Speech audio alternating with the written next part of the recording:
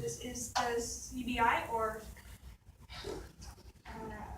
clear barrel indicator. It tells you when the barrel is clear. If you cannot put it through and you have a pellet in there, discharge the pellet. Ow. Major never explained that one to us. It's in the book. The precision isn't. The precisions are a little different.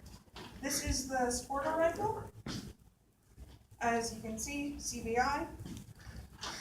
When you want to keep your action open at pretty much all times, at the sight scope, you have trigger guard, trigger.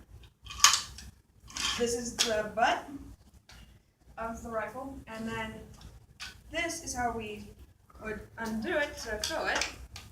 This is the tank for filling the rifle.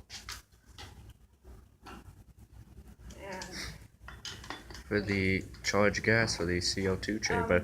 we charge it with CO2. It's full right now, and it reaches about 200 psi. And we would. That goes fine, but how it works is it does this, like Pushes back, pushes back, That's one. and then it locks onto and it. then it locks on. Then you have it, and And you just this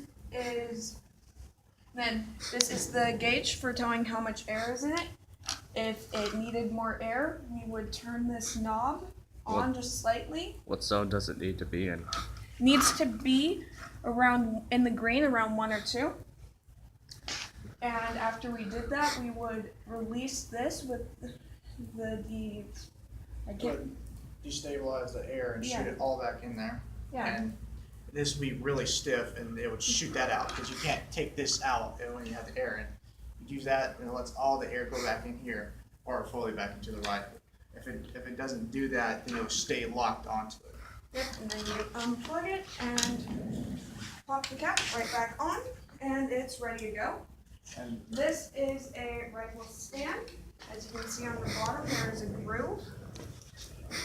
And what you would do is slide it in, set it at a position, and then you would twist it shut. You don't use this while firing, it just helps you stabilize it while you aim.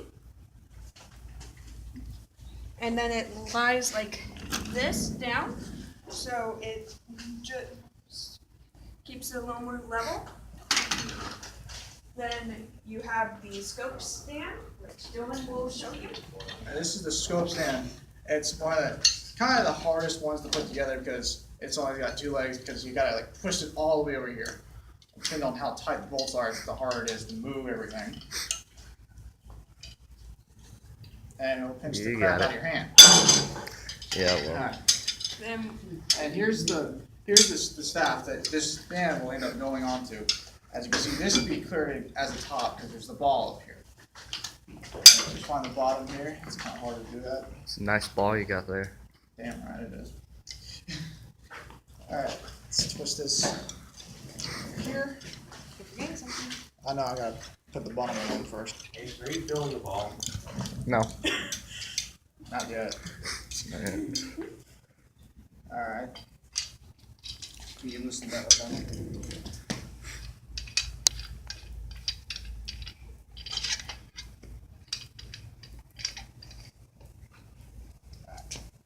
This is where the scope will go onto the stand, and it should go in like that, and put this out to your left, or showing out to the right, so you can put the scope, which is right here. Yeah, and it would screw on like this, but the scope has 2 lens covers, a front and a rear, if I can pull it off. And the scope is positioned pretty much like that. And you have to use one eye to look through it. It's basically to see where you're shooting at Yeah. and see if the bullet hits the target. Yeah, because the scopes on the rifles are junky and don't work very well. But it just screws onto there, and you have the rifle. Traditionally, you use the scope when you're in this standing position with your feet point to the wall, and you're standing, you're shooting 90 degrees away from you. You don't put your finger on the trigger unless you're ready to shoot. And once you shoot, you lower the rifle and open the action and start again. Alright, and the scopes And and the scope here has two different levers. One to loosen it up so you can turn it any way you want, and one that frees the little ball bearing in here. If I can twist it, there it is, to freely move it around. And then we have the pellets, which is what you use to shoot. They are pretty small and easy to lose. And they are our main ammunition and the only Yes. ammunition that we have for the rifles. Yep. And we have the pellet stand, which is 3 legs. Pretty easy to set up.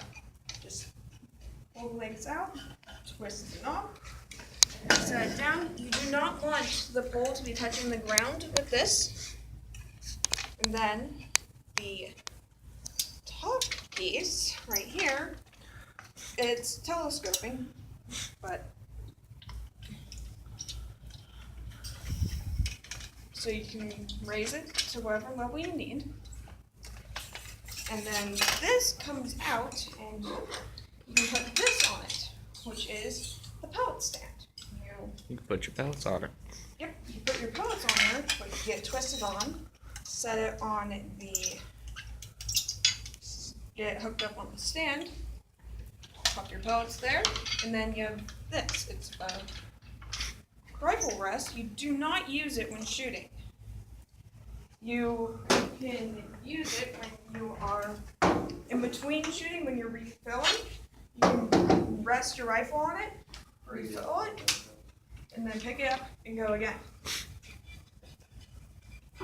And Are y'all teaching how to shoot or just We're parts? just teaching you the parts Parts and and- how to build it. and then this is a kneeling pad. If you're For what position? for a kneeling position, if you're right-handed, you'd be kneeling on your right leg. You should tell them how to control the muzzle and all that stuff, like basic safety tips. We will be teaching them that. Yeah. And the rule is you lean back and have your foot in your butt crack to help stabilize it. This is right between your ankle and your calf.